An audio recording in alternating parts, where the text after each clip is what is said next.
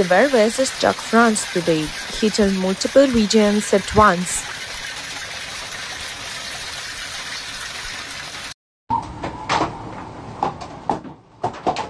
Heavy hail fell in Porté-Puymorens of Pyrénées-Orientales, France, on July 21, 2024.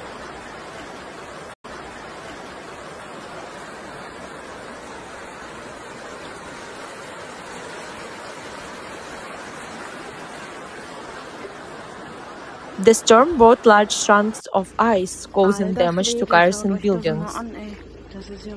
Serious flooding occurred due to torrential storms in the village of Meures in Haute-Marne, France, on July 20, 2024.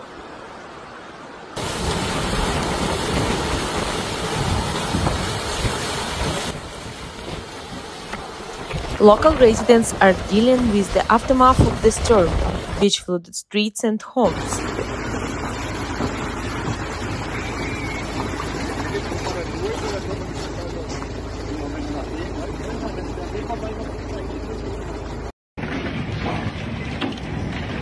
These weather events highlight that climate change is becoming increasingly evident worldwide. Subscribe to our channel to stay updated on natural disaster and weather.